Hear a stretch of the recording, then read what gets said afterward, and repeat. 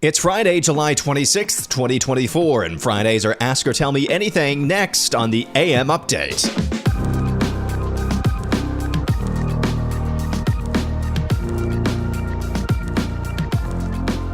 So my question is, what's going to happen this weekend? The month of July. I'm just saying on a personal level and on a political level, the month of July has been off the chain. And here we are heading into the last weekend. It really began, of course, the last weekend of June. That was the weekend after the first presidential debate, which is the impetus for everything we see right now in the political world. The week after that, it was return of the Bidens or revenge of the Bidens, as it seemed right then like he's not going to let go of this power. The weekend after that, the 13th, that was the near assassination of Donald Trump. Last weekend, of course, it was Joe Biden announcing that he's done for. I really think something happened in Las Vegas. We had the reporting from Jordan Schachtel over at the Dossier, and Jordan does not print anything that he cannot verify and confirm. I know this at a personal level. And he reported talking to multiple high-level law enforcement in Las Vegas, along with those who were actually involved with Joe Biden's detail last week in Las Vegas on that campaign swing, that there was a medical emergency involving Joe Biden. Now, what that is, I don't know. But I think something happened that changed the Biden family's calculus, or calculation, I guess is a better word, for whether or not they'd stay in. And sure enough, over the weekend, they dropped out. So what's going to drop this weekend? I don't know. And as we head into the weekend, it's kind of like the last couple of weeks, especially, I kind of got my head on a swivel. I'm ready to duck. You just don't know what's coming. I do know what's coming today, though. Ask or tell me anything. You can ask me any question you want. Tell me any news story you think I need to cover on the AM Update. Got a lot of submissions this week. A few to finish up from last week. And we'll begin with this one from Let's Find Out with you on time to vote Trump and how that's different from endorsing him. Yeah, it's time. That's a great way of putting it. It's time to vote for Trump. Not really necessarily time to vote for Trump, or not necessarily the time to endorse Trump, but it's time to vote for him, in my estimation. Again, you can disagree with how I made that, and we can do that in charity, and I get that, but not endorsing him, but it's voting for him, really against the forces that compelled Thomas Matthew Crooks, apparently, to get off a few shots at the former president. We're told this week the social media platform Gab, one of its co-founders, or co-owners, I guess, Andrew Torba, announced that he found an account this week potentially matching Thomas Matthew Crooks. Now, Gab it's as right-wing as right-wing gets. I think it's the governor of Texas, Greg Abbott. Didn't he mention in passing when signing an anti-Semitism bill that Gab is an example of an anti-Semitic website? That's how right-wing, so to speak, that Gab is. And apparently this Thomas Matthew Crooks, according to Andrew Torba at Gab, had an account there. But the account on this very right-wing website was very pro-Biden. Again, very little adding up about this story. Cav Cavalier says, my normie coworkers were discussing the attempt on DJT's life. They talked about how bad it was, but then turned to how they disliked his persona and hated how some of their family members have adopted it too. Just an anecdote, but these normies didn't seem to mobilize for Trump. Yeah, I've got a favorite sports show that I listen to. It's on the Iowa Everywhere Network. It's called Two Guys Named Chris. And when these guys are talking sports, it's pretty entertaining. Maybe even compelling sometimes, but very entertaining. When they talk politics, I kind of duck. Now, Chris, one of the Chris's who is in Iowa right now, he's just a total simp for the spirit of the age. He just doesn't really have... He's one of these guys who makes an idol out of being above it all. The other Chris is... the other Chris lives in Florida, and he, I think, instinctively is more right-wing, but he's in the closet more about it. But both of those guys, I was listening to it, and they actually covered it. covered the assassination attempt. But they were kind of the same way. It's just, they were talking about how surprised they were. And, to be fair, to some degree, I was surprised too. But talking about how surprised they were, given their assumption that Donald Trump supporters are just a bunch of violent knuckle draggers. They were surprised how there was no violence in response to this. And I don't know. Otherwise, it was pretty fair. But that's kind of my look into the normie world, because those guys are kind of normie in my estimation. And yeah, it doesn't surprise me that your normie coworkers just kind of did one blink. Oh yeah, that was bad, but I hate his persona. It's like, can't see anything beyond that. And again, to be fair, it's not like we don't have evidence, a lot of evidence from the past that Trump hasn't given that inclination ammunition, no pun intended. Ryan, the Christo-fascist, said, did you see the Trump shooter was in a BlackRock commercial? Yep. Some philanthropic effort from BlackRock, is it a multinational? But they're an investment firm.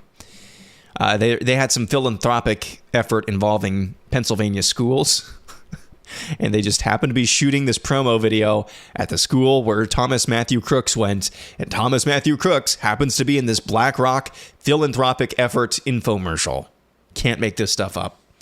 So this happened the other day, and Daniel Garrett wants us to know about it. And says that this woman should be commended for what you're about to hear here. This looks to be at the Texas state capitol yesterday. I believe it was yesterday, although the ticker at the bottom says it was 72 degrees outside. That seems hard to believe. What was the high in Austin? And we're going to do some real live on the air fact No, that's believable. No. 84, 77 by 10 o'clock this morning. I don't know. But anyway, this is what went viral yesterday on X. This is a woman with a head covering standing behind a lectern adorned with a sign that says Texas Muslim Capital Day. And so this woman, again, surrounded by other Muslim-looking people, is up there speaking when this happens. Another woman comes in and grabs the microphone. Claim the name of the Lord Jesus Christ over the capital of Texas. I stand against Islam and the false prophet Muhammad. Islam will never dominate the United States, and by the grace of God, it will not dominate Texas. So that went viral yesterday, and it looks like this is from January or February of 2015. So it's almost a 10-year-old clip. So people are presenting like it just happened, but no, that's about a 10-year-old clip. Moby Worm fan, in case nobody mentioned this already, it was Trump who hired Wray as FBI director, not the Democrats. That's true, but there is a new Democrat administration since Wray was hired by Trump, and it's they decided to keep him. That's how appointments work. So that is true. So that's how he began this tenure, Chris Wray, under Donald Trump. That is true. Doesn't change the fact that usually Wray is very evasive in his answers or non-answers when he's questioned in front of House committees. Dan Twellmeyer says, do we the people deserve to have RFK Jr. included or excluded from the Fox News debate? When you use the word, do we deserve? No, we don't deserve anything. Heck, we don't even deserve a Trump-Kamala debate. Okay, what human beings deserve, in that sense, is not the luxury of actually having an opportunity to self-govern, like what we're supposed to be doing, and still have the opportunity to do. We deserve subjugation. Is that the way it ought to be? No, but if we're using terms about deserving, we don't deserve anything. But to answer your question, I think in the spirit that it was intended, I think it would be incredibly healthy for the country to have RFK Jr. included on the debate stage, which is probably why it's not going to happen. So hopefully that answers your question in the spirit that you intended it. Chris R. says early Christians had to choose between compromising their values or not having a place in the world. But they knew his kingdom was not of this world. Can you think of a parallel way today, or can you think of a parallel today where Christians have to choose between compromise or not having a place in this world? So I think this is always a false choice. I think this is always a false choice. Yes, our kingdom is not of this world, but what we do here matters, and it is of eternal value. There's this false choice between our battle is spiritual, our kingdom is in heaven, our treasures are laid up in heaven. I'm not a citizen of this world, I'm a citizen of heaven. And there's this notion that, well, the only thing, you can just become a materialist, not in the materialist American consumerism mindset. You can be a materialist that the only thing that has ever mattered is that which I can observe, feel, touch. That's what the atheists do on one end, if they're being as consistent as they can be. I think as Christians, we're called to be somewhere in the middle. You know, Jesus Christ taught things that some of his, I think it was even his disciples said, this is a hard teaching. This is a hard teaching. Who can understand this? He was teaching at a spiritual level. He also washed his disciples' feet, which is disgusting. It's really disgusting. He walked around bare feet, maybe, well, in sandals. He walked around on his feet, walked around on his feet at a time where they didn't have cars, they didn't have any sort of real comfort to do his ministry, his earthly ministry. He taught and he worked. Taught and he worked. Rebuked demons. Healed physical injuries. And he did all of this knowing he was going to suffer a brutal, excruciating death on the cross. I think Jesus shows us that you are in this world but not of it. Yes, but you are still in this world. Don't let the not being of this world come at the expense of not being in this world. This is a false choice that I think too many Christians make. If you are of the Mormon persuasion, I have a hard time arguing with them. I'm not a Mormon. I think it is false teaching. But the Mormons that I've known personally, that faith teaches places a very, very high premium on doing things, almost to a fault, I would say, from my perspective, because then it becomes earning your way into heaven. I think if not channeled appropriately. And I think the Mormon teaching on heaven or hell, I don't believe Joseph Smith was a prophet. But it's hard to argue with them because they actually put boots. They actually put boots on their faith and go and do stuff. They go and do things. I think most of evangelical, in particular, evangelical Christendom, places too much of an emphasis the other direction, where we are so caught up in the spiritual world that we're of no earthly value or use, I guess. So I don't know if that's necessarily what you were asking, but that's how I took it, and so that's how I'm answering it. Cavalier is back. I see a lot of MAGA folks countering with the recent Kamala polling that it's just a honeymoon. I tend to think the excitement for Kamala is legit on their side, and the better polling for them will hold. But do you think there's a validity to the honeymoon thing? A very little bit. So I think we need a little bit more time to make proclamations like it's just a honeymoon. Because on the one hand, I find it really hard to believe that somebody with as many negatives as Kamala has had up to this point just all of a sudden has this massive polling boost. On the other hand, we've also seen polling all this year saying that any younger Democrat was beating basically any Republican candidate. Any younger Democrat was beating any Republican candidate. Well, she is any younger Democrat, basically.